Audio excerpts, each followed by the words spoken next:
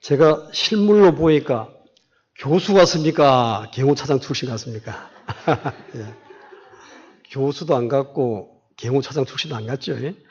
제가 일반적인 경호원처럼 키나 한 1m 85되고 뭐 우리 박정도 장로님처럼 잘생기고 했으면 아마 이렇게 간증거리가 없을 겁니다. 제 화면 띄워주세요. 예.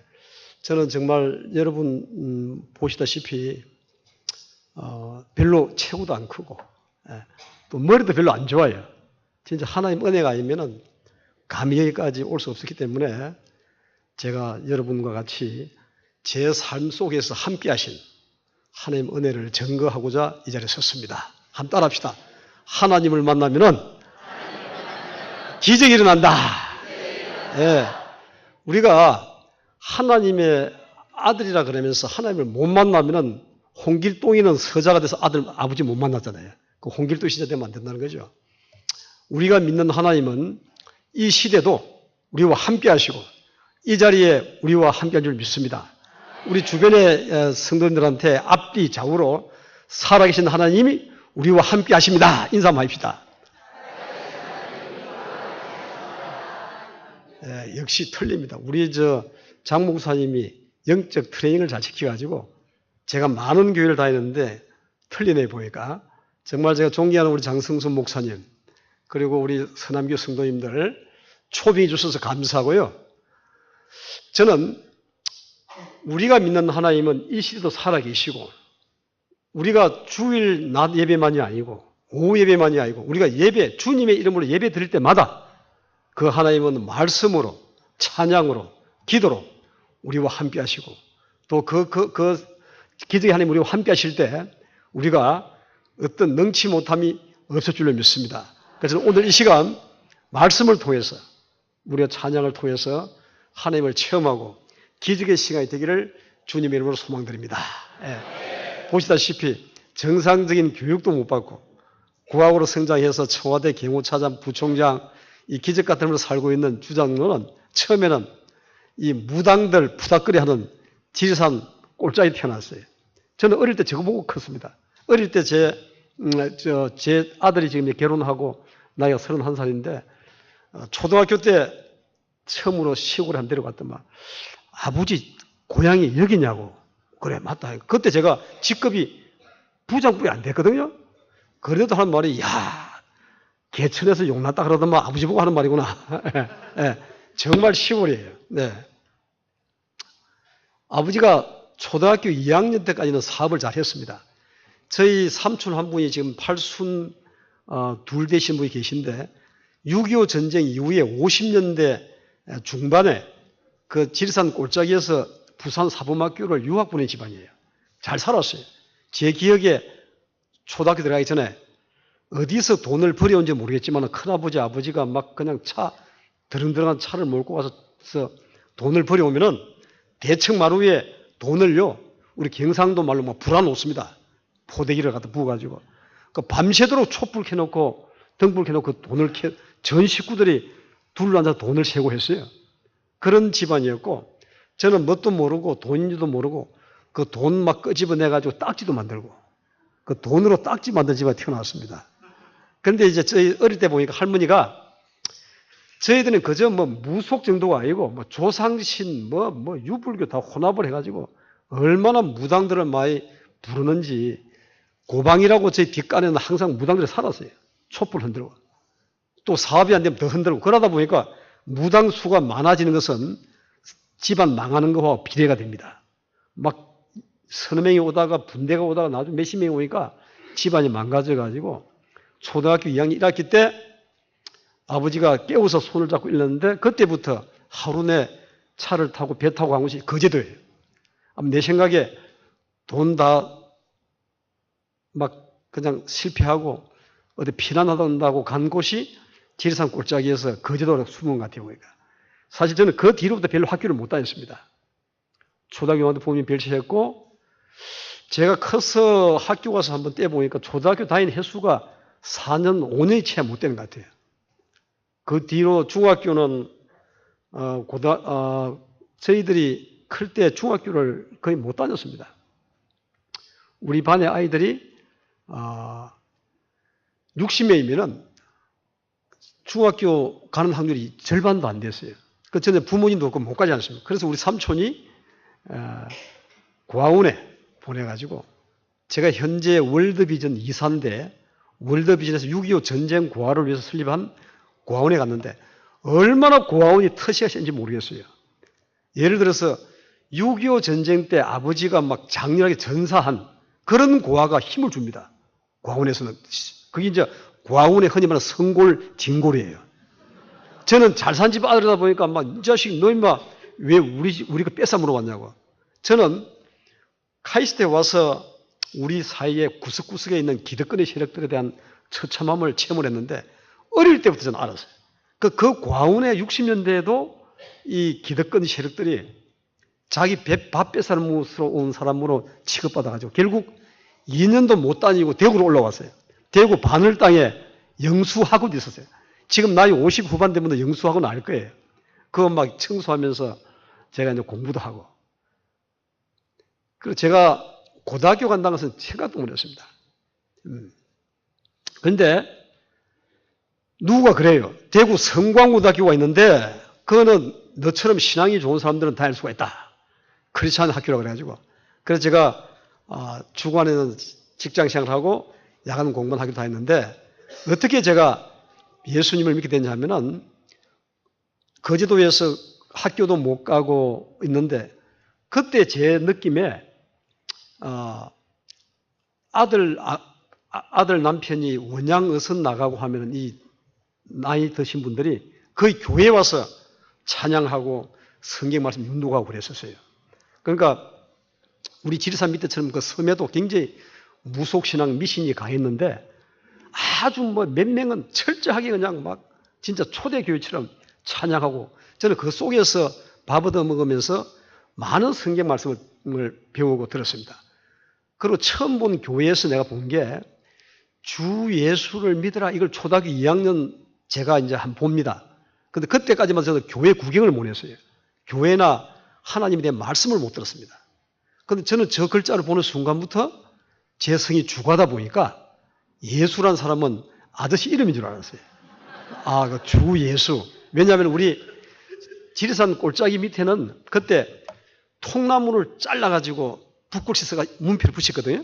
그러니까 제 어린 거룩한 착각으로 이곳은 섬이 돼가지고 나무가 없으니까 양철판에다가 문패를 갖다 붙이는데 우리 아저씨 집이 좀 커가지고 큰 문패를 갖다 붙였다. 저는 사실 교회 처음 보면서 십자가 의미도 모르고 아무것도 몰라요. 다만 주 예수란 저 글자만 보고 굉장히 마음이 포근하고 제가 얼마나 기분이 좋았는지 알고 보니 그분이 내 삶의 주인인 예수님이고 저는 어릴 때 들은 시골 학교 그 교회에서 들은 그게 지금도 생생해요. 우리 혹시 여기에 반사 선생님들 주일학교 아이들 공부 정말 잘 가르쳐야 돼요. 굉장히 평생을 남습니다. 저는 그 당시에 처참하고 그 잘 산 집안 아들이 망가져가지고 학교도 못 갔지만은 그 주일학교에서 난생 처음 교회라는 데를 가가지고 요셉은 남의 나라에 노예로 팔려갔어요. 또 그 못된 아주마 때문에 모함을 쓰고 감옥에 들어갔는데 어떤 경우도 꿈을 잃지 않냐고 좌절하지 않냐고 나중에 그 나라에서 총리가 되었다. 저는 그것이 굉장히 와닿았습니다. 또 요셉도 저처럼 자기 집에서 잘 사는 집 총애받는 아들이었고 뭐 채색 옷을 입고 다녔고 형제들한테 좀 모함을 받아서 갔지만 그런 요셉의 삶과 또 다윗은 진짜 목동 같은 양치는 목동이었는데 왕이 되고 저는 어릴 때 그 마음을 품고 나는 그래도 요셉보다 낫다. 부모님이 안 계셔도 우리나라에 있지 않느냐. 또 나는 자유로운 사람이 아닌가. 늘 저는 저보다 잘 먹고 잘 살고 공부 잘하는 아이들을 쳐다본 게 아니라 요셉의 하나님을 바라보면서 요셉을 남의 나라에서 총리시키는 그 하나님이 나와 함께 하신다면 나도 될 수 있다. 이런 꿈을 품게 되었어요. 저는 지금은 조금 전에 내가 성광고등학교 가서 이사장님 만나고 그 이사장님 이종진 이사장님이 제가 모셨던 서남표 총장하고 MIT 동기생이에요. 아마 50년대에 대한민국에서 MIT 간 사람은 그분 처음입니다. 그분이 지금 이사장이고 한데 학교가 지금 엄청 많이 좋아졌어요. 우리 딸들이 학교가 안 좋습니다. 지금 여러분들 나이 드신 분들 과거의 성광고등학교와 지금하고 엄청난 차이입니다. 정말 제가 성광고등학교 공직자회 그게 성공회거든요. 제가 회장이에요. 서울의 성공회 제가 회장인데 뭐 변호사부터 해가지고 뭐 언론인들 뭐 대단합니다. 엄청나게 많이 발전했어요. 근데 제가 다닐 때는 참 학교 안 좋았어요. 저는 누가 뭐라 그래도 성광고등학교 아니면 저는 올 수가 없었어요. 오늘날 주장을 만든 성광고등학교. 제 꿈을 인대시킨대. 전 저기에서 하도 주묵제이들이 많아가지고 제 몸을 보호하기 위해서 쫙 아양교회인데 동천에서 새벽마다 일나가지고 새벽기도 갔다가 뛰어서 시청 뒤에 무덕간 유도하고 막 했거든요. 그것도 하나님이 이미 다음에 경호 차단시키려고 예배 주신 거예요. 예. 그리고 우리 믿는 사람은 하나하나 그 당시 모르지만 하나님의 철저한 계획이 있다. 예. 대구는 제 2의 고향이 아니라 제 세 고향입니다. 저는 정말 대구가 아니면 여기까지 올 수가 없었어요. 그래서 반월 땅에 영수학원도 다니고 그 다음에 이 성광 다니면서 오늘도 제가 우리 같이 온 후배하고 같이 오면서 동대구에서 오면서 대구 공고 앞에 모서리 여기가 1억 라사라는 양복점이 있었다. 여기가 내 최초의 직장이었다. 그 이야기 했는데 1억 라사라는 양복점에 들어가서 이제 왜 간지 저도 모르겠어요. 교무실에 가가지고 취업 원서 쓰고 나니까 야간고에서 취업하는 사람들은 쓰면 이제 직장 알선해 주는데 전화번호를 준데 받아서 가니까 저 양복점이에요.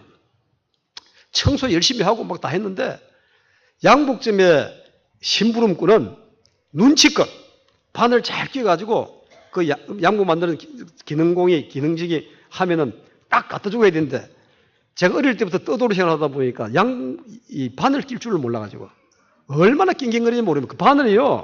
급하면 잘 안 끼어져요. 결국 바늘 낄 줄을 몰라서 제가 일주일 만에 퇴출당했어요. 그러고 두 번째 직장이 침산동, 비산동 그쪽에 뭐 햄리방산 만드는 하청 공장에 많았는데 여러분 그 양산 하나 만드는 거 엄청 신경 많이 씁니다. 눈에 안 보이는 낫도를 몇 군 끼우고 뭐 하는데 하루에 10시간 허리하면 안 펴고 눈치껏 해가면서 해도 일당 1,000원도 못 버렸어요. 그렇게 제가 공장을 다니다가 하나님께 기도했습니다. 하나님, 내가 지금 공장에 다룰 온 게 아니라 공부하러 왔지 않습니까? 밤에 늦게 가가지고 눈이 침침해서 공부도 못 하겠고. 그래서 제가 공부할 수 있는 직장을 주세요. 야, 기도는 정말 마스터 키예요. 한 달 동안 새벽 기도 했는데 그 다음에 제가 들어간 건 대구 소방서 격리과 급사. 그때 위치가 중앙통 동시극장 우회 좌측에 대구은행 본점 모서리 그쪽에 있었어요. 대구 소방서가. 대구 소방서 급사 생활은 제 삶의 최고의 행복한 것이었어요. 그러니까 공장 다니고 어디 다닐 때는 눈치껏 개우 허리 한번 펴고 막 했고 또 밤에 학교를 일찍 못 왔어요. 그때 고학생들이 이 관공서에 소방서나 어디 시청 관공서에 급사한다는 것은 요즘 흔히 말하는 신이 내린 직장이야. 이 은행 심부름하고 뭐 심부름하고 나면요 공부할 수 있는 시간이 있고 또 딱 시간 맞춰가지고 공부하도 보내주잖아요. 야간고 학생들한테는 시간 맞추고 공부할 수 있도록 학교 간다는 게 그만큼 좋은 게 없어요. 어쨌든 저는 제 삶의 베스트는 소방서 급사할 때 그분을 제가 작년도에 서소문 교회 가서 만났는데 그 격리 계장이 92인데 아직도 계셔요. 어쨌든 이렇게 고학을 했고 그 다음에 저는 고시공부도 하고 하다가 나중에 군회를 3산학기로 갔습니다.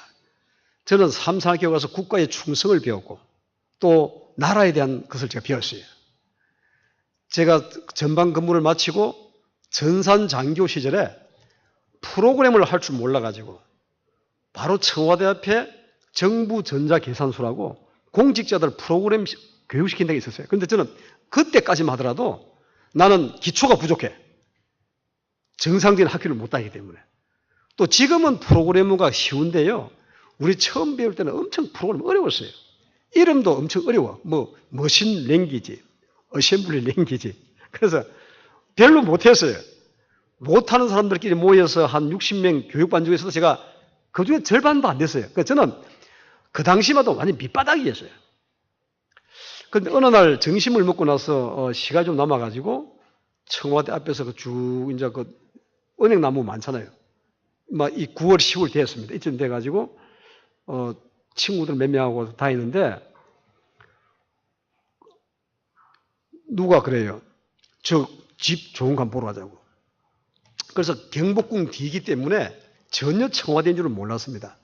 그러고 이제 경복궁 후궁의 건물인 줄 알고 구경을 가다가 저 보십시오. 막 사람들이 경찰이 나와서 못 들어가게 막아요. 그 왜 그러냐 그러니까 저 우리 집 구경하라는데 그 집이 아니고 청와대라 그래요. 청와대라 그러고 못 들어가게 하니 그때는 다 통제했으니까 우리 친구들 몇 명 돌아오잖아요. 그 저 혼자 어찌 보면 누가 보면 좀 또라이 같은 거죠. 못 가게 해도 저기 청와대야? 그 순간에 제 마음속에 와 닿는 것이 늘 제가 요셉을 내 삶의 롤 모델로 생각하고 기도해 왔기 때문에 하나님, 저 청와대란 것은 몇천, 6천 년 전에 성경에 나오는 요셉이 남의 나라 왕궁에서 총리하고 한 그 왕궁이 오늘날 우리나라 청와대 아닙니까? 그렇다면 감옥 속에 있는 요셉도 하나님이 총리를 시켜주는데 내라고 왜 못하겠어요? 왜 내가 못해? 하나님, 요셉의 하나님, 나의 하나님 되주세요. 그때부터 꿈을 품었어요. 그래서 언젠가 저 청와대 안에 전산실이 창설되고 나 같은 프로그래머를 선발하면 들어가게 해주세요. 예. 그걸 놀라운 것은요, 내가 막연하게 아무도 모르게 간곡한 기도 한번 드리고 가슴에 품는데 그때부터 제가 가슴이 뛰는 거예요. 야, 얼마나 놀랍냐 하면은 어제도 점심 먹고 나면 졸음이 와서 졸았고 그저 공부 왔다 갔다 했는데 청와대를 한번 바라보고 내가 언젠가 근무해야 된다는 꿈을 한번 품은 순간부터 제 자신이 잠이 안 와요. 졸음이 안 하고 가슴이 뛰면서 내가 자시도 발라야지, 언젠가 청와대 근무해야지. 그때부터는 내가 기초가 부족하다, 소질이 없다, 이거는 문제가 안 되는 거예요. 그래가지고 10년 후에 89년도에 전산실이 창설돼가지고 프로그램 팀장 한 명을 공모를 하는 겁니다. 대한민국의 프로그램 전문가들 다 왔어서 50명이나 왔었어요. 다 그걸 몇 단계 거치고 5명이 뽑아서 청와대 들어갑니다. 그래서 제가 제지당해서 못 들어간 그 선을 넘어서 이제 들어가는 거예요. 그런데 나는 보니까 내 속으로 너희 4명들은 청와대 전산실 창설된 공모된 걸 보고 오지만 나는 이미 10년 전에 없을 때부터 있는 것을 바라보고 왔지 않느냐. 그때부터 저는 정신적으로 우울한 거예요. 전산실은 내 기도로 창설된 거야. 나는 들어가야 돼. 이것은 내 자리야. 어쨌든 고비를 몇 단계 넘어가지고 제가 프로그램 팀장으로 들어가가지고 프로그램 팀장 때 들어가서 보니까 전산실장부터 한 30여 명 되는데 저만 못하지. 정말 최고의 엘리트들이에요. 거의 서울대고 일루 다 나오고 외국도 갔다 오고 그런 속에서 제가 인간적으로 생각했을 때 내가 전산실장 꿈 같은 이야기예요. 어쨌든 전산 찍는 공직자가 지금도 전산이 자기 전공이면은 전산실장이면은 자기 능력으로 최고 올라간 겁니다. 제 이 몸뚱아리 가지고 전산실장을 하고 통신처장을 하고 행정본부장하고 경호, 이거는요, 경호실이라든가 청와대 생일을 아는 사람들은 말도 안 되는 소리예요. 그러니까 쉽게 말해 청와대 경호실 50년 역사에 한 사람이 전산실장, 통신처장, 행정본부장 이 한 사람이 없어요. 딱 업무가 파티션 돼가지고 그럼 나가야 돼요. 통신처장은 제가 처음에 들어갔을 때 하도 높아서 폼 잡아서 쳐다보지도 못했어요. 우리 대통령이 어디 미국 간다 해외 나가면 움직이는 청와대를 운영하는 그게 통신처장입니다. 행정본부장은 청와대 모든 살림상 행정본부장이에요. 밑에 부하들 아주 300명 있는 거예요. 그러니까 대통령이라든가 비서관이 바뀌어도 청와대가 24시간 유지되는 게 저 행정본부 때문에 그런 거예요. 그걸 마치고 경호차장을 하고 여러분 김대중 대통령 모셨던 경호차장 본부장들도 노무현 대통령 들 때 100% 바뀌었습니다. 그게 경호의 특성이에요. 경호라는 것은 위에 고위층 올라가면은 대통령 바뀌면은 바뀌는 게 정례입니다. 제가 노무현 대통령이 임명한 경호차장인데 이명박 대통령이 다시 임명해서 2 대통령을 모셨잖아요. 지금까지도 없었지만은 앞으로 여러분들 한 50년 더 살아봐도 있을 수가 없어요. 이렇게 기적 같은 일이 일어나는 거예요. 그때 난리가 났습니다. 어떻게 노무현 대통령 임명한 경호차장 안 바꾸냐고. 그것도 이명박 대통령이 참 역시 대단한 사람이에요. 내가 아는 주대준 경호차장은 노무현 사람도 아니고 이명박 사람도 아니고 하나님의 사람이다. 저 과학 전문가고 저 양반은 프로그램부터 시작한 사람이다. 지금 이 순간까지 대통령 경호 공무원이 55세가 법에 정한 정년인데 55세는 저 혼자뿐이에요. 대구 출신들도 경호실 출신 많습니다. 경북고 나오는 서성동 뭐 몇 명 다 있는데 최동왕이 아주 후배들이 많아요.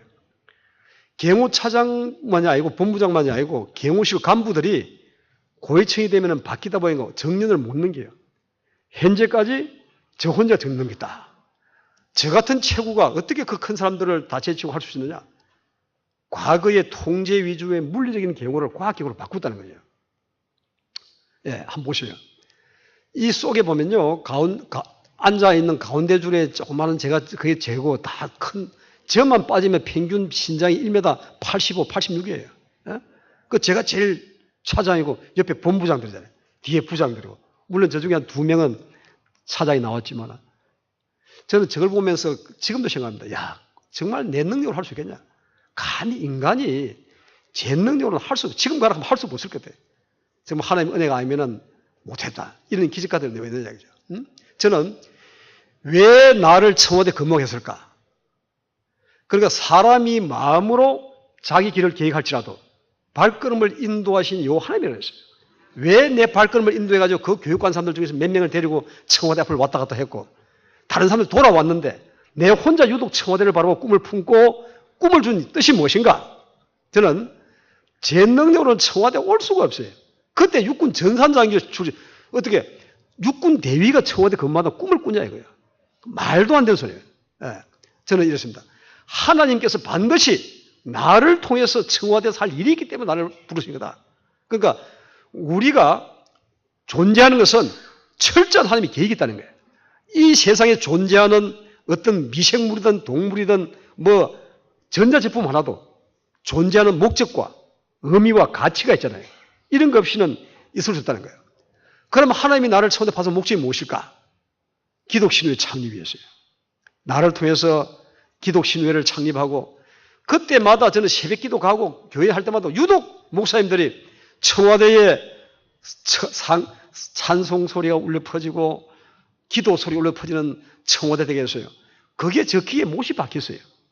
아, 이 시대 청와대 선교를 위해서 나를 파송했구나. 그때부터 저는 청와대 땅 밟기 기도를 합니다. 그러니까 전 청와대 땅을 밟으면서 아무도 모르죠. 예수 이름을 명하노니 원수마귀 흑암이 저리가 물러가라. 이 땅이 흑암의 땅이 산지 복지로 바뀌어주라. 이렇게 기도해가지고요. 불과 1년 반, 2년 만에 신회를 창립을 하고 처음에는 우리가 하도 청와대 이 불과 23년, 4년 전의 일인데 또 북한 지하교회처럼 이 뭐 예배 드리다가 불이익 당할까 싶어가지고 청와대에서 예배를 못 드렸어요. 창립 예배도 쫙 교육문화회관 서초동 가가지고 2층 조그만한 방 얻어서 누가 보초 서가지고 혹시 누가 쳐다보는가 싶어가지고 그렇게 해서 드리고 매주 우리가 기도회 국가안보와 지도자를 기도하면서 청와대 주변의 식당에서 예배를 드렸고 또 주변 교회, 궁정교회, 옥인교회, 주변 교회를 배회하면서 예배를 드렸습니다. 김영삼 대통령이 출범했는데 우리가 얼마나 장로 대통령이 좋아했습니까? 그런데 이분이 와서도 우리 예배를 못 드렸어요. 그때 박관용 비서실장, 박상범 경호실장, 철저한 불교예요. 그때 우리가 얼마나 한 맺힌 기도를 드렸겠습니까? 하나님, 우리도 신앙 좋은 사람 보내줘가지고 좀 예배 드리게 해주세요. 우리 기도 응답으로 김광일 장로가 오셨어요. 얼마나 할렐루야 하고 했는데 이분이 정신없이 바빠가지고 업무 핑계로 예배에 안 옵니다. 우리가 얼마나 열받겠어요. 예배 때마다 주부를 들고 갔어요. 그때 과장이었는데 나중에 이분이 열받아가지고 야 비서관 저 새끼 저 못 들어오게 하라.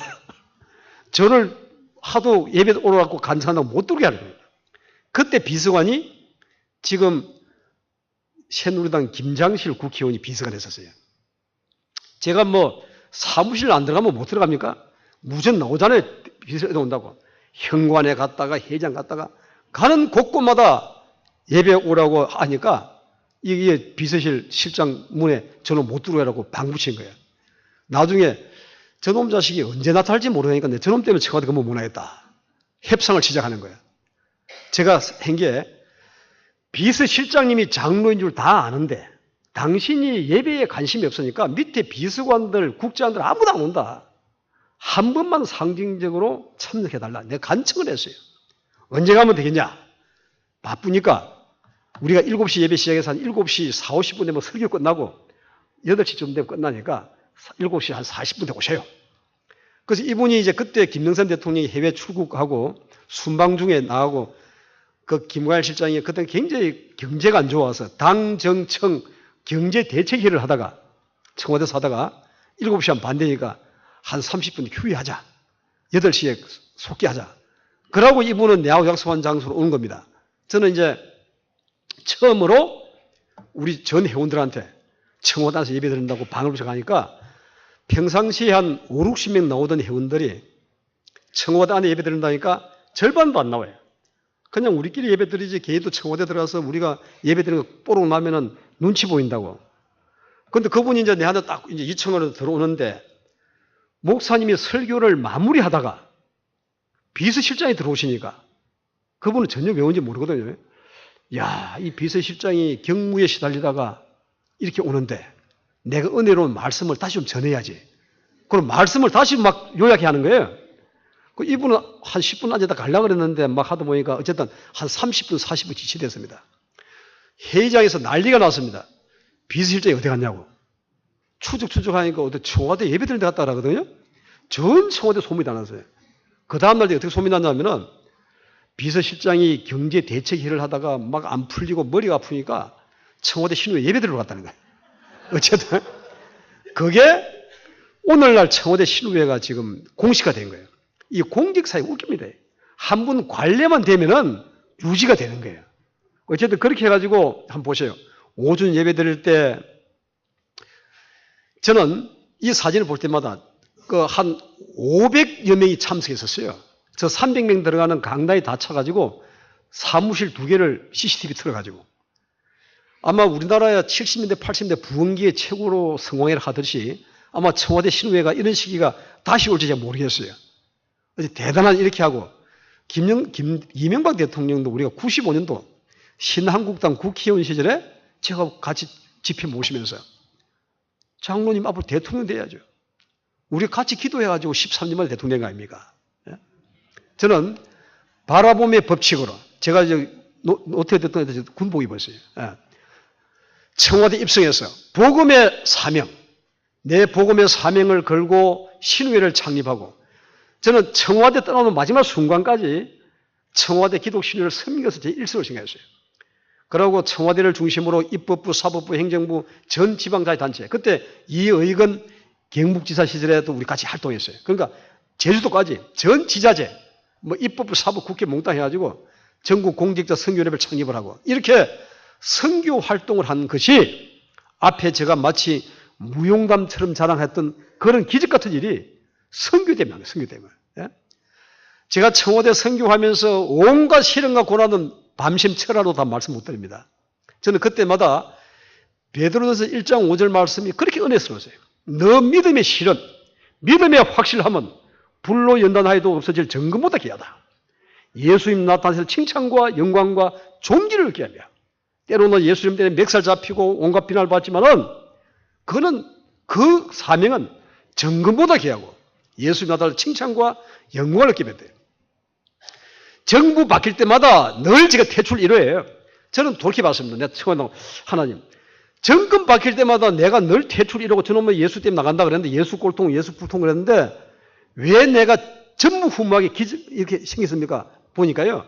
하도 정권 바뀔 때마다 내가 퇴출 1호고 1순위로 나간다 그러니까 아마 하나님께서 열 좀 받으신 것 같아. 그래 너희들 생각처럼 나가는가 안 나가는가 보자. 내가 죽은 하나님인지 살은 하나님 내가 보여주겠다. 그거 말고는 이유가 없어요.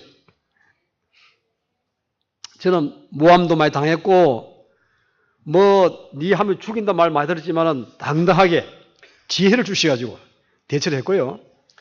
제 목적이 청와대 중심으로 공직사회 선교 이 복음하기 때문에 이 순종한 결과가 청와대 기적 같은 근무를 했고 원래 경호차장을 마치면은 제 앞에 경호차장, 뒤에 경호차장 저를 제외하고 100% 다 기관장으로 나가고 감사로 나갔어요. 그게는 뭐 관피하고 다른 겁니다. 그는 자기 전문성을 가지고 이제 임명해 주는 건데 저 혼자 안 나갔어요. 저는 솔직히 고백하면은 내가 어떻게까지 왔는데 정부에서 임명하는 기관장 길어야 2년 3년 하고 내가 끝나란 말이야? 하나님 이건 아니지 않습니까? 내가 어디까지 지리산 촌놈이 왔는데 그거 끝나고 소리 없이 사라진다는 것이에요. 내 앞에 경호차장들 보니까요. 그저 어디 폼 잡고 뭐 사장도 하고 뭐 기관장도 하는데 그거 끝나면 소리가 없이 사라져버린 거예요. 그래서 나는 그걸 다 포기했습니다.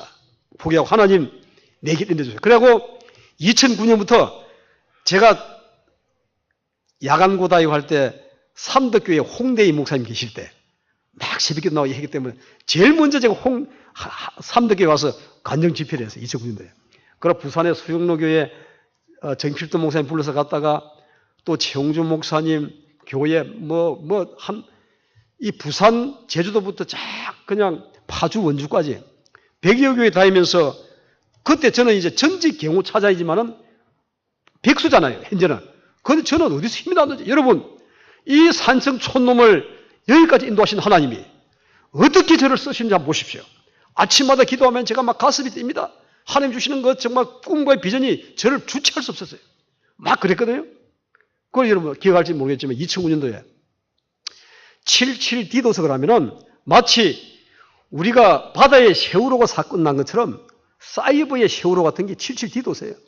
저 디도스 와서 대한민국이 완전 망가져버렸습니다. 사이버가.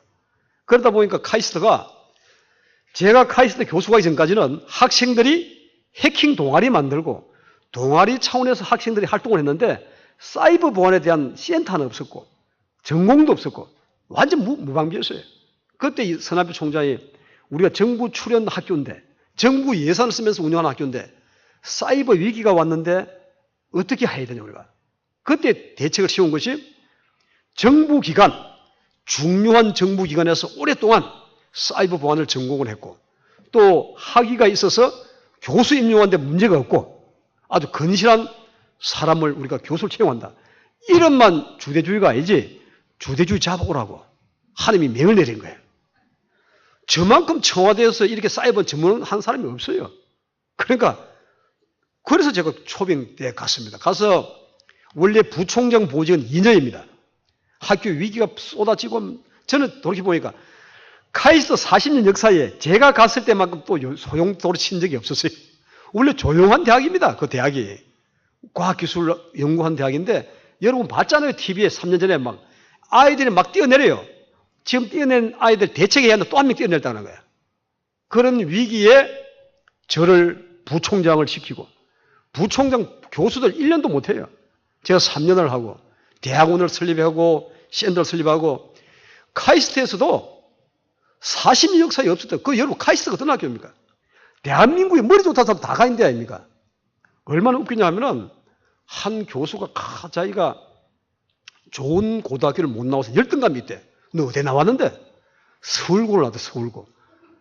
야, 이 사람은 서울고 뭐 경기 서울 경북 여기서 4대 명문인데 그러니까 카이스트에 말이야 하도 경기고가 많아가지고 열받는다는 거야. 세상에. 나는 무맥을 야간고 나왔다. 그것도 부총장하지 않느냐? 그런 카이스트 석학들이 그것을요. 자기 전공에 자기가 세계 최고가 이라면 열받는 사람들이야. 그 600여 명의 교수가 있어요. 그 속에서 그 많은 머리 좋은 사람들 못한 걸 어떻게 제가 부총장하고 센터를 설립하고 최초 또 대학원을 만들고 또 저런 과정을 이게 어떻게 가능하냐 이거죠. 응?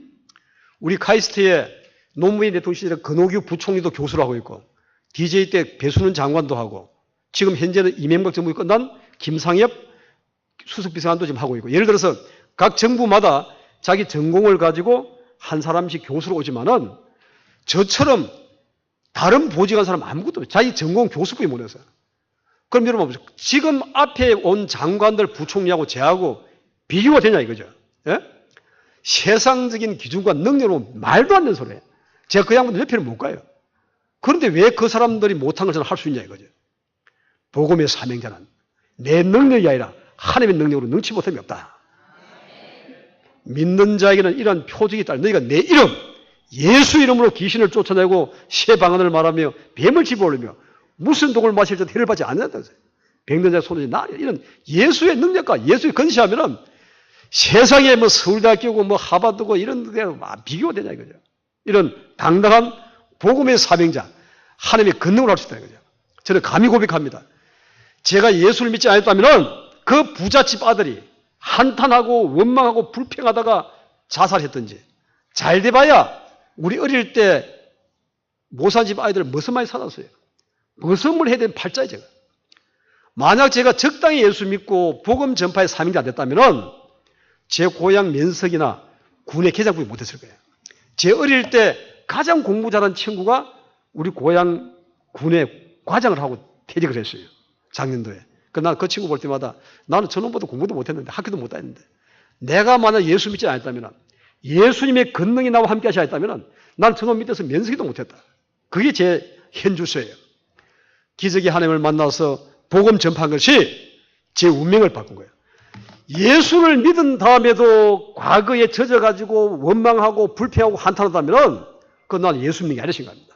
예수 믿는 것은 내 사주팔자와 운명을 바꾼 것이다.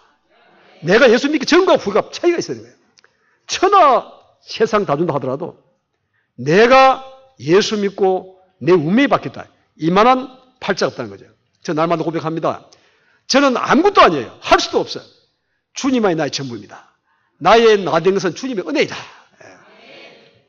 대한민국 청와대가 최고의 권력의 상징이고 카이스트 스카이 집단이고 고학으로 성장해서 정상적인 공부도 못해가지고 이 배불러는 어떻게 하냐 그래.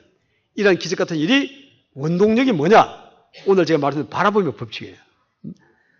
말씀 속에 이미 하나님이 우리에게 예비한 비전과 꿈이 있더라는 거예요. 믿음은 들음에서 나고 들음은 말씀이라고 했어요. 우리가 말씀을 통해서 하나님의 말씀을 살아서 운동력이 있고 좌우의 날선 어떤 근무다 우리의 혼과 영과 관절과 골수를 찔러 쪼개고 내 마음과 생각을 감지를 되지 않습니까? 말씀이 들어와서 나를 움직이고 나를 변화시키고 이 말씀으로 변화된 내가 끊임없이 하나님을 바라보고 그러니까 우리가 하나님께서 우리에게 예비하신 비전과 꿈을 성취를 바라보고 기도하고 나아가고 이미 바다 모습을 바라보고 나간다. 나는 과거에 그저 야간구 다이고 지리산 밑에서 어디 아버지 밑으로 간 그런 아들이 아니라 하나님이 택한 족속이요 왕같은 제사장 거룩한 나라 소유된 천국 시민이라는 나의 정체성 나의 변화된 모습을 끊임없이 바라보고 내 자신은 내가 내게 뱀과 정갈을 밟으며 모든 원수의 능력을 제어할 권능을 주시다 그랬어요. 그러니까 우리가 뱀과 정갈을 밟고 어떤 원수의 능력도 제어할 권능을 받은 사람들이에요. 그럼 우리가 원수마귀 사탄을 대적하라 피하리라 이런 당당한 능력 있는 그리스도를 나가야 된다. 우리 그리스도인들은 꿈에 살고 예수 믿는 분들이 꿈이 없다는 것은 그 그리스도인이 아니라 생각합니다. 말세에 내가 내 영을 모든 육체에 부어주고 너희 자녀들은 예언할 것이요 젊이들은 환상과 비전을 보고 늙은이도 꿈을 꾼다고 그랬어요. 우리 은퇴하신 분들도 우리 박정도 장로님 올라오시는데 나 감동을 받습니다. 저분이 KBS에서 뭐 예수 그 정년퇴직하고 연세가 1회 넘어서 원로 장로님이세요. 새벽 3시에 일어나가지고 뭐 하시는 거 보면 제가 못 따라가요. 못 따라가. 그러니까 지금 앞으로 우리가 최소한 70, 80, 90을 바라봐야 된다. 이제 100세 시대를 넘어서 좀 재수가 없는 사람들은 120살까지 살 수 있다. 120살. 그 저는 앞으로 최소한 90까지는 해야 되겠다. 이제 80 가지고 하면 안 돼. 우리 박 장로님 보고 나는 앞으로 90도 안 돼요. 100까지 해야 되겠다. 100까지예요. 꿈을 가져야 돼. 꿈을. 어느 장로님 한 분이 65세까지 성공적으로 대기업이 임원을 마치고 후배들이 선배님 남아서 고문 좀 더 해줘라 그러다 아니야. 나는 누구보다 앞장서서 최선을 다하고 난 성공적인 직장을 다 끝마쳤어.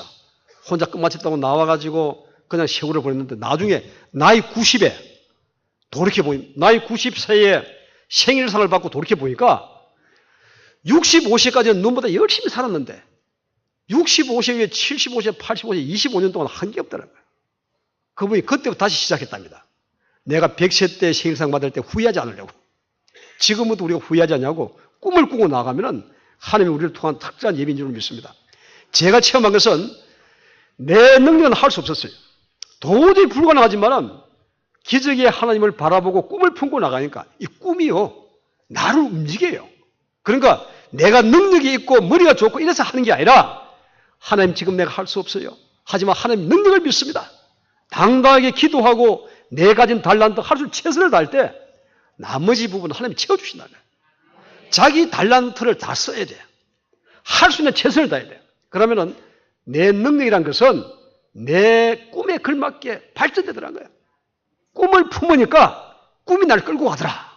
그 내가 뭐 잘하고 돈이 있고 능력이 있어부터 꿈을 꾸는 게 아니라 현재부터 나는 꿈을 품고 하나님이 내게 주신 그 꿈과 비를 품고 그분을 바라보고 나갈 때 최선을 다할 때 능치고 될 줄을 믿습니다. 꿈은 바이러스예요. 부모가 꿈꾸지 않으면 아이들 꿈 안 꿉니다. 부모가 꿈을 품고 비전을 바라고 나가면은 반드시 꿈을 품고 나게 됐어요. 우리 주씨 집안이 원래 쏘딸이에요. 네, 우리 집안 이야기 좀 하겠습니다. 어릴 때부터 나는 우리 집안도 좀 롱다리 한번 나오면 안 되나? 임신을 했어요. 그것도 꿈꾸고 롱다리를 바라봤어요. 얼마나 기도를 했는지 우리 집 사람이 저보고 이만 남산천이 배불르다 하니까 아이고 여보 예수님이 김머거리가 아니거든. 이제 됐다마. 저는 그래도 185를 바라보고 끊임없이 기도했습니다. 최선을 다해 트레이닝을 시키다. 노력을 시키다. 4살짜리 아들을 이렇게 트레이닝 시키고 줄넘기 시키고 치료를 시키고 그럼 우리 아이들에게 너는 우리 가문을 개량시켜야 될 사람이다. 자존감. 아이들이요. 사명감과 자존감이 있으면 됩니다. 이 애는 어릴 때부터 먹을 때마다 이 키 크는 거야? 운동할 때마다 이 키 크는 거야? 운동을 하든 먹든 모든 걸 키에 맞추니까 크겠어요, 안 크겠어요? 이렇게 크잖아요. 85. 이놈이 아버지가 카이스트에 들어가다만 졸업할 줄을 모르거든요. 나도 아버지처럼 카이스트 가야지. 꿈을 품으니까 카이스트 가려면 과학고로 가야 돼. 카이스트 갔다가 졸업하고 뭐 한국에서 벤치한다고 내가 불러서 야 주땡아 지금 세상을 바꾼다고 요란버스 뜨는 스티브 잡스가 어디 가 있냐? 그 양반 뭐 신령주의자고 예수 안 믿었기 때문에 지옥불에 가 있을걸요? 그래 맞다. 지옥에 들어누워있는 스티브 잡스도 세상 바꾸도 난리 법석을 부르는데 네가 왜 못하냐 이거야. 너 앞으로 저 실리콘밸리 가가지고 최소한 스티브 잡스, 빌 게이츠 요즘 뭐 페이스북 만들어서 난리치는 주커버그 이상의 대박 터뜨리라. 그래서 이놈을 내가 3년 전에 보내가지고 지금 이제 UC 버클리 졸업하고 실리콘밸리에서 하고 있는데 여러분들 대한민국 젊은이가 엄청난 대박 터뜨렸다 하면 저놈인 줄 아세요. 왜냐? 꿈을 품고 하기 때문에. 하나님이 함께하기 때문에. 이래 아이들 꿈을 줘야 돼요. 저는 우리 아이들에게 잠재되어 있는 꿈을 찾아주라. 네가 왜 태어났느냐? 특별한 목적이 있다. 의미가 있다. 아이들 잘하는 것을 좋아하는 것을 해주고 끊임없이 저도 제가 바라보는 법칙 아까 뭐 우리 초등학교 교장선생님 읽으셨던데 보면은 부모 없이 이렇게 컸기 때문에 온갖 방법을 다 해가지고 아이들에게 다 실패했어요. 최상의 방법은 모든 것을 하나님께 맡기고 하나님의 기업이라면 하나님께 맡기고 우리가 호텔이나 백화점 가면 최고의 서비스 받듯이 우리 아이들에게 잘해주고 서비스 하면요. 아이들이 엉뚱한 짓거나 다 돌아옵니다. 어쨌든 우리 아이들에게는 꿈을 찾아주고 가야 된다. 절대로 내 개인 일부가 아니라 독립인격체로 하나님의 자녀임을 믿고 하나님의 기업을 맡겨야 된다. 비교하지 말고 서둘지 말고 거북이 뒷마리가 막 정신없이 뒤뚱뒤뚱 하면서 옆에 거북이가 그러더랍니다. 야, 우리 빨리 가자. 앞에는 뭐 엄청 빨리 갔다 그러니까 빨리 가봐야 대한민국 안에 있을 거다 이거야. 더 가봐야 지구 안에 있을 거다 이거야. 저는 대학교 군 전선학교 가가지고 친구보다 6년 늦게 나왔습니다. 석사 국비 유학으로 미국 30 중반에 나왔어요. 박사 40 초반에 청와대 근무를 시작해가지고 50대 받았잖아요. 20대 박사 받으면 뭐합니까? 지금 이 순간에 그 애들 절대 안 떨어져요. 우리가 빠른 것이 문제가 아니고 서둘지 말고 비교하지 말고 하나님 바라보고 나면 될 줄 믿습니다. 내 자녀가 앞으로 국가 지도자가 되고 청와대 입성도 하고 기술주의 되려면 하나님 만나야 돼요. 하나님 말씀을 통해서 하나님을 체험을 하고 끊임없이 도전을 주고 우리 부모가 꿈의 멘토가 돼야 된다. 내가 왜 태어났냐? 우리가요 태어난 목적이 있다는 거예요. 저는 이 말씀 좋아합니다. 너희가 먹든지 마시든지 무엇을 하든 오직 하나님 영광을 위해서. 우리 태어난 목적이 바로 이걸 위해 태어난 거예요. 왜 하나님이 이 좋은 시대에 우리를 파수했냐? 하나님의 영광을 위해서. 우리의 삶은 하나님을 위해서 사는 것이 우리의 삶이다.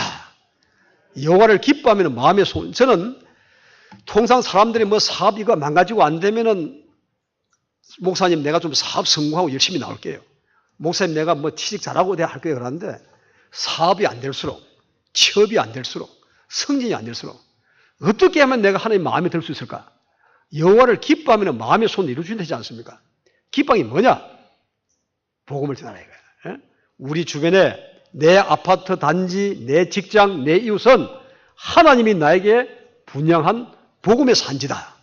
저는 택시를 타더라도 하나님이 이 영혼을 구원하라고 붙여주거나 내 가는 곳곳마다 내 입을 통해서 예수 복음을 선포하고 전도하는 거예요. 이것은 우리의 사명이에요. 예. 나는 평일도 선교사다. 아니 저는 솔직히 고백하면은 예수 믿는 그리스도인들이 자기만 은혜 받고 안전하면 얼마나 이기적인 겁니까? 내 받은 은혜에 그걸 전해야 될 거 아닙니까? 부활한 예수님께서 마지막 순간에 성천 직전까지도 아쉬워가지고 할 말이 복음을 전하라. 온 천하 만민의 복음을 선포하는 것이 지상 명령이에요. 공직자들은 명령을 어기면 직무유기입니다. 우리 크리스천들은 저를 어길 수가 없어요.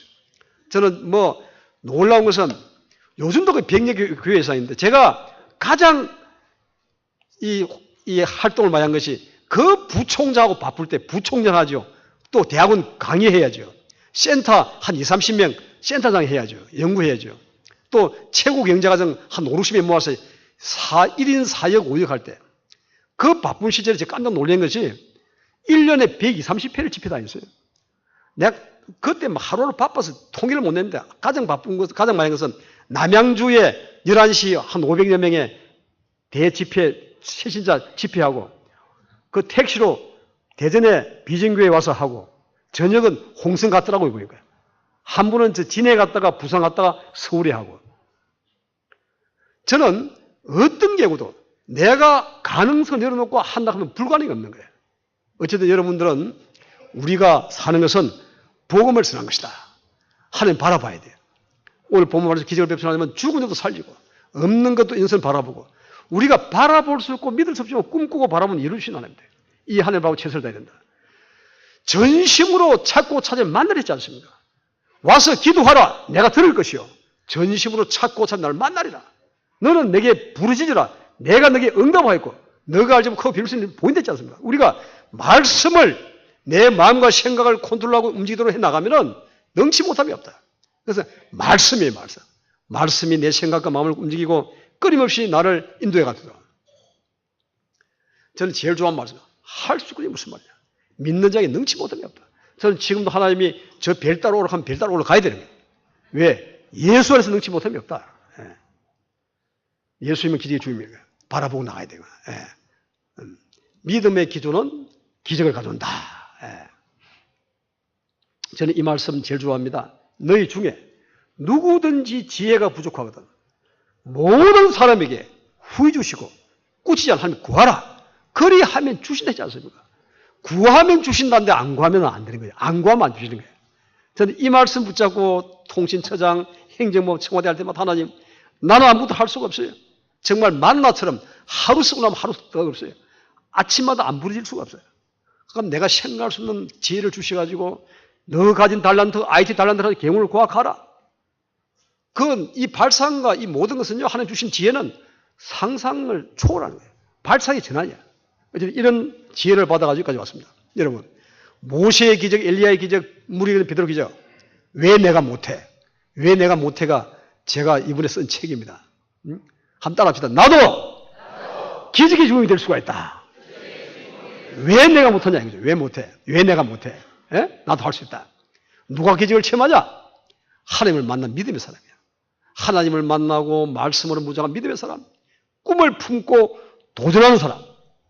포기 않고 도전해야 되는 거야. 그럼 나가야 된다.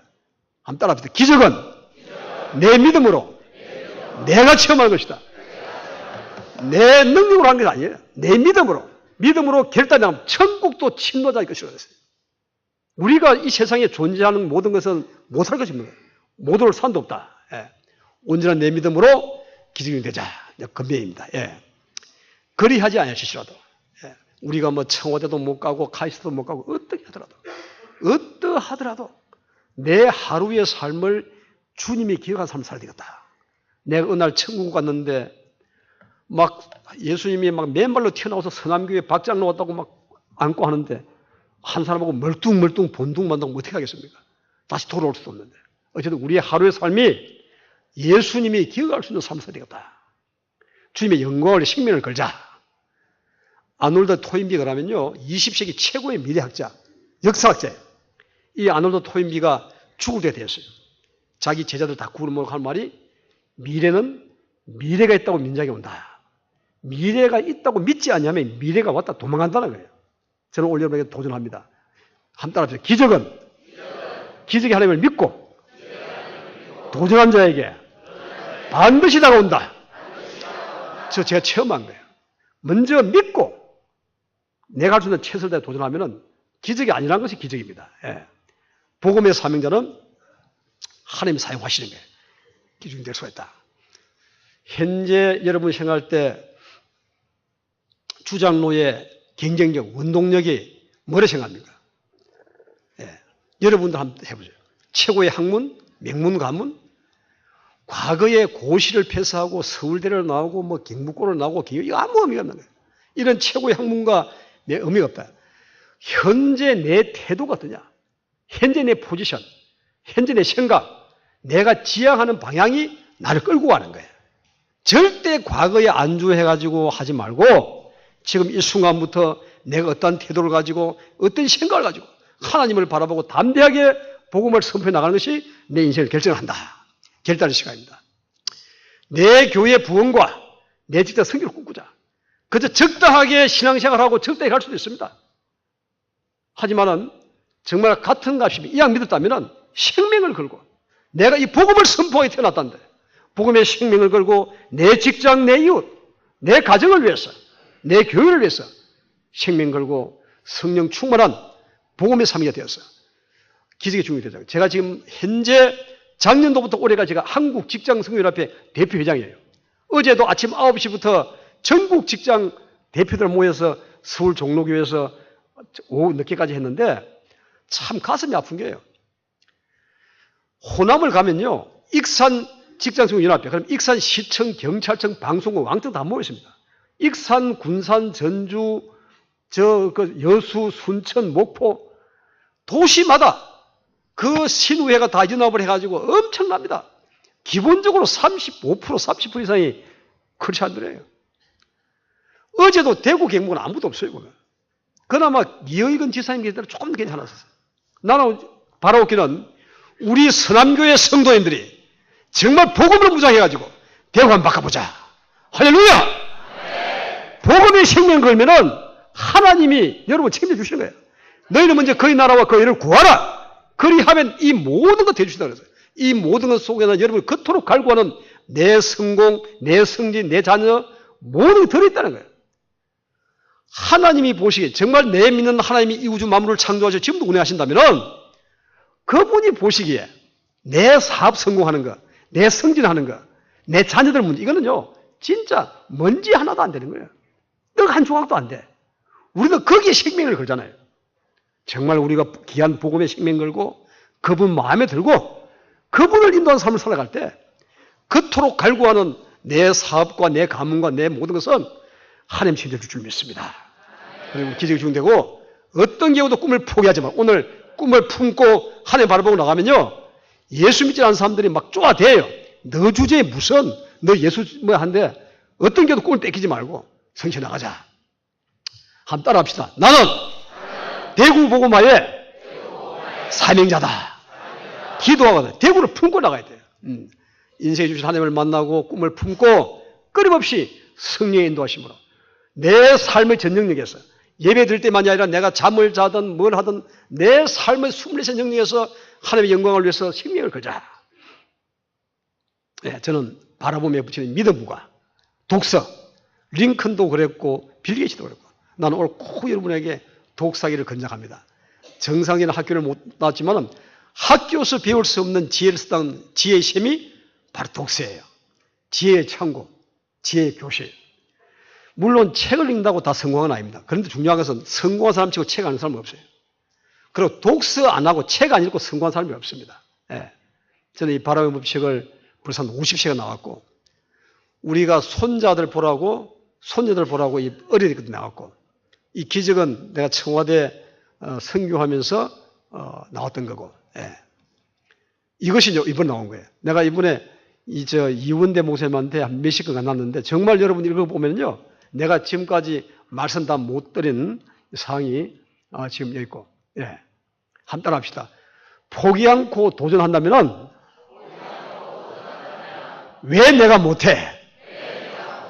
내 꿈을 뺏기지 않는다면 왜 내가 못해? 그러니까요. 예수 안에서 우리가 못할 것이 없어요. 어떤 경우도 예수 꿈을 품고 나면 할 수가 있다. 저는 경호 차장할 때 원래 경호 실장은 청와대 못 벗어납니다. 경호 차장할 때 부처에 업무보고하고 뭐 이런 국회를 제가 14대부터 18대까지 한 5대를 다녔는데 그때 봤다 저는 가슴에 품은 것이 정말 대한민국 국회 바꿔야 되겠다. 나 그때부터 저 국정감사 업무보고하면서 저 명피 안에다 저 이름만 써놨습니다.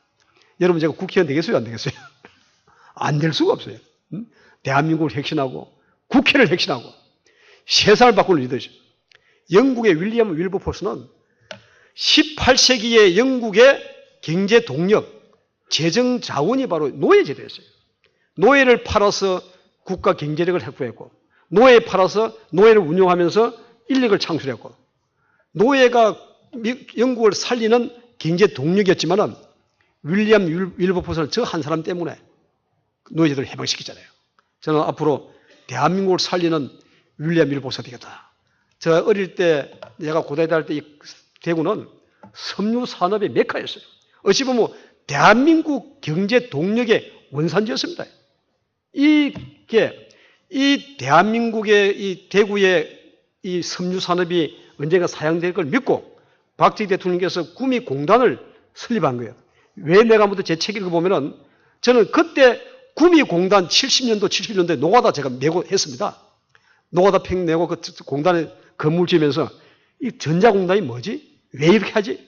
그렇게 생각하고 한 것이 제가 오늘 IT 전문가가 되었고 그 구미공단을 통해서 7국가 대구 IT 밸리를 만들려고 꿈꾸었던 박정희 대통령께서 갑자기 서가는 바람에 대구에 먹거리 창출을 못했어요. 그럼 저는 그 이후에 대구를 이어가던 정치인이고 이 사람들이 해야 되는데 완전 그게 지금 정지되어 있어요. 대구의 동력을 찾아야 됩니다. 정말 대구 국민들, 대구 시민들, 우리 크리스찬들이 기도하면서 대구가 지금은 지자체 중에서 13, 14위뿐이 안 되고 대구를 먹어 살릴 게 무엇인지 대구 동력을 찾고 대구를 중심으로 우리가 영적으로도 부흥하고 이 대구가 대한민국을 앞설 수 있는 복음의 전초기지가 되고 정말 대구가 대구답게 대한민국의 최고 될 수 있도록 우리 서남교 성도님들이 앞장서서 기도하고 최선을 다할 때 하나님 함께 줄 믿습니다. 기도드리겠습니다.